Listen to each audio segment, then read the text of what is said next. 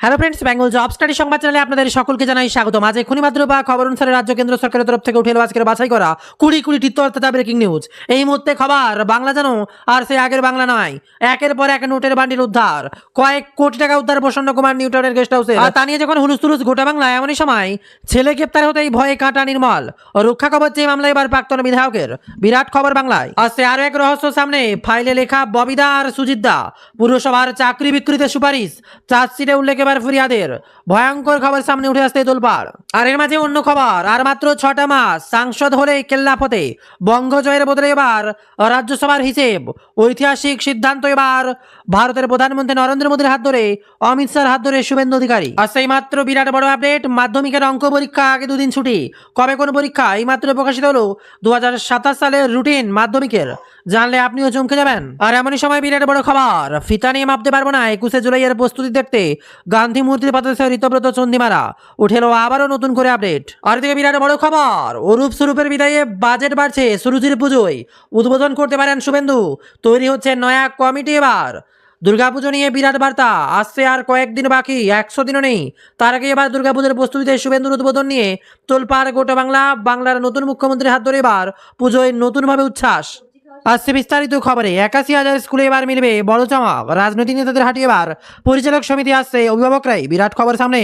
রাজ্যের 81,000 স্কুলে এবার ভুলবদল এবং শিক্ষাক্ষেত্রে এক যুগান্তকারী সংস্কারের ব্লুপ্রিন্ট তৈরি করল মুখ্যমন্ত্রী শুভেন্দু অধিকারী সরকার। সোমবার বিকাশ ভবনে আয়োজিত এক উচ্চ পর্যায়ের বৈঠকে কেন্দ্রীয় অর্থ বরাদ্দ জট খোলার পাশাপাশি আগামী 1 আগস্ট থেকেই জাতীয় শিক্ষানীতির বাস্তবায়ন ঘোষণা করা হয়। এর মাঝে বিরাট বড় খবর, সোমবার অনেকটাই কমলো সোনার দাম। 22 ক্যারেট 24 ক্যারেট সোনার দেশের কোথায় কত দামে বিক্রি হচ্ছে জানলে আপনিও চমকে যাবেন। সপ্তাহের প্রথমে সোমবারে এবার এক ঝলকে অনেকটাই কমলো সোনার দাম। 13 জুলাই কত টাকায় বিক্রি হচ্ছে হলুদ ধাতু 22-24 ক্যারেট সোনা। কলকাতা সহ দেশের শহর জুড়ে কত দাম শুনলে আপনার চোখ কপালে উঠবে, এত কম দাম। 24 ক্যারেট 1 গ্রাম সোনার দাম 14,291 টাকা। গতকাল থেকে 142 টাকা কমলো। 10 গ্রাম সোনার দাম 1,42,910 টাকা। গতকালের থেকে 1,400 কোটি টাকা কমেছে। আর এবার রথযাত্রা নিয়ে বিরাট বড় বার্তা।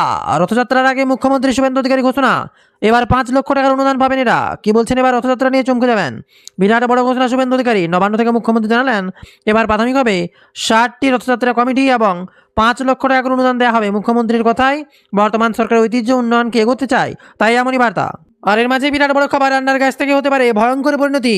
আপনার কাছে রান্নার গ্যাসের সিলিন্ডার আছে নাকি? বিরাট বড় খবর, গ্রাহকদের 5 সতর্কবার্তা দিল ভারত সরকার। এবার ভারত বা ইন্ডিয়ান গ্যাস কি বলছে? আপনার ঘরের এলপিজি সিলিন্ডার হতে পারে আপনার চিন্তার কারণ। রান্নার গ্যাসের বিস্ফোরক নিয়ে ঘুম ছুটলে অবশ্যই মেনে চলুন ভারত গ্যাসের 5টি পরামর্শ, তবে চিন্তা কমবে আপনার। কি কি পরামর্শ দিচ্ছে এবার ইন্ডিয়ান গ্যাস? সাধারণত আমাদের পরিবারে রান্নার গ্যাস নিয়ে সর্বদাই চিন্তা থাকে। অনেকের ক্ষেত্রে অসাবধানতার জন্য আগুন বা বিস্ফোরণের মুখে পড়তে হয়। তবে কি কি সতর্কবার্তা দিয়েছে তা প্রত্যেকের জানা জরুরি। 1, সব সময় ওভেন ঠিক জায়গায় বসান।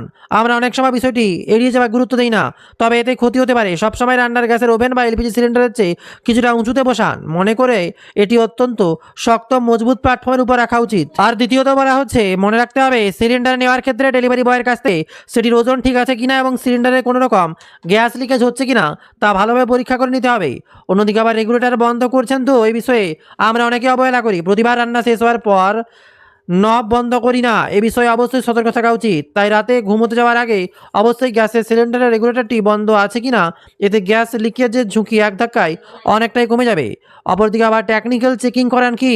নিয়ম মেনে আপনার বাড়ির সম্পূর্ণ এলপিজির কানেকশন ও ইনস্টলেশন প্রতি 5 বছর অন্তর একজন রেজিস্টার্ড ও দক্ষ টেকনিশিয়ান দিয়ে অবশ্যই পরীক্ষা করিয়ে নিন, নাহলে আপনি সমস্যা পড়তে পারেন। আর অন্য এক সতর্কবার্তা, যেখানে গ্যাসের গন্ধ পেলে কি করবেন? রান্নার গ্যাসের তীব্র গন্ধ পেলে সবার আগে রেগুলেটরটি বন্ধ করুন।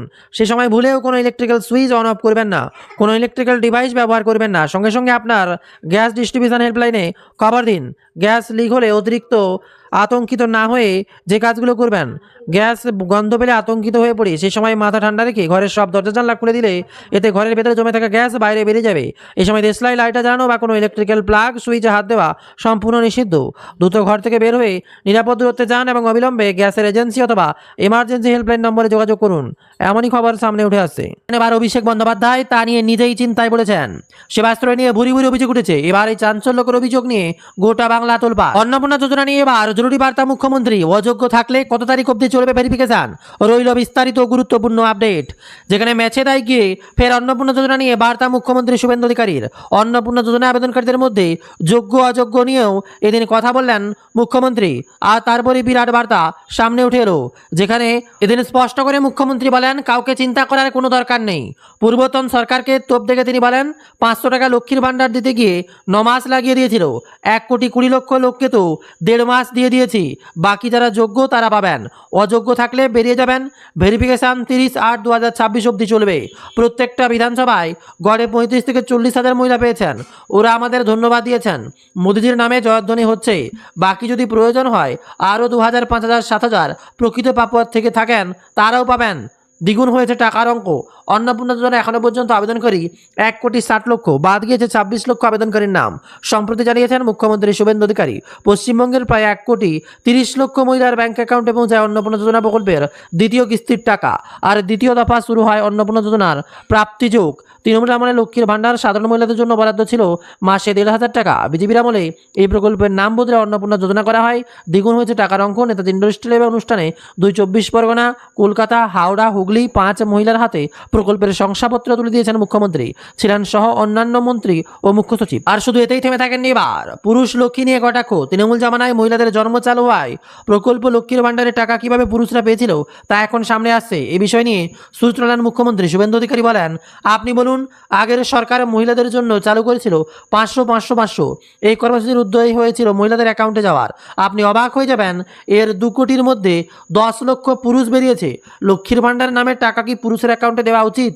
তাই ঝাড়াই বাছাইয়ের প্রয়োজন ছিল। আর এমনই সময় আরো এক ভয়ানক খবর। এবার করোনা আক্রান্তের তোলপাড় গোটা বাংলা। কোভিড আক্রান্ত হয়ে হাসপাতালে ভর্তি হওয়ায় জনপ্রিয় সঙ্গীত শিল্পী পুত্রকে অবস্থা কতটা গুরুতর তার বোঝার অপেক্ষা থাকছে না। প্রথম স্ত্রী রীতা ভট্টাচার্যের পুত্র জান কুমার শানু, তবে দ্বিতীয় বিয়ে হওয়ার পর প্রথমা স্ত্রী এবং পুত্র সন্তানের সঙ্গে যোগাযোগ রাখেন না শানু। বিরাট বড় খবর, কোভিডে আক্রান্ত হয়ে এবার হাসপাতালে ভর্তি, গুরুতর। বাবা কুমার শানুর পুত্র সে, আবার বাবার সঙ্গে যোগাযোগ প্রায় নেই বললেই চলে।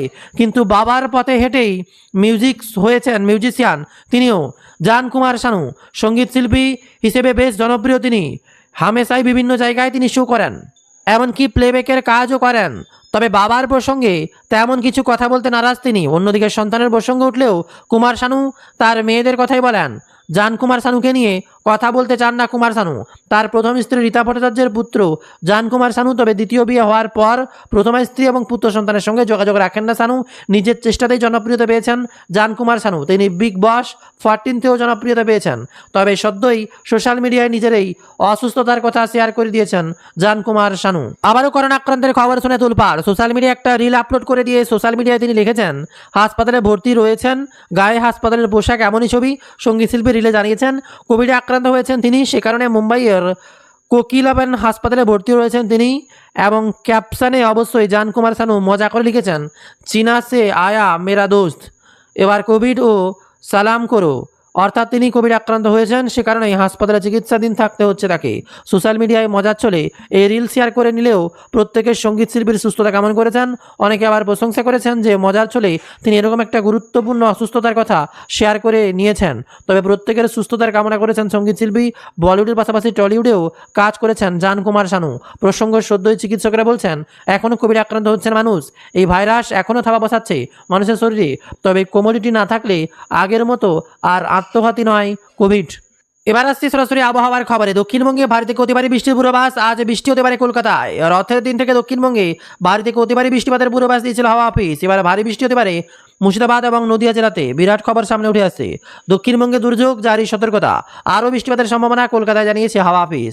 আগামীকাল থেকে আরও বাড়তে পারে বৃষ্টির পরিমাণ জানিয়েছে হাওয়া অফিস। এছাড়াও রথের দিন থেকে দক্ষিণবঙ্গে ভারী থেকে অতি ভারী বৃষ্টিপাতের পূর্বাভাস দিয়েছে হাওয়া অফিস। ভারী বৃষ্টিপাত হতে পারে মুর্শিদাবাদ, নদিয়া জেলাতেও। এছাড়া দক্ষিণ 24 পরগনা, পুরুলিয়া, বাঁকুড়া, 2 মেদিনীপুরে হালকা থেকে মাঝারি বৃষ্টিপাতের সম্ভাবনা। এ থাকছে আজকের গুরুত্বপূর্ণ খবর। আরও কিছু গুরুত্বপূর্ণ খবর জানতে আমাদের ওয়েবসাইট bengaljobstudy.in ভিজিট করুন। আর লেটেস্ট খবরগুলো আপনার জেলাভিত্তিক জানতে কমেন্টে অবশ্যই আপনার জেলার নামটি লিখে জানান।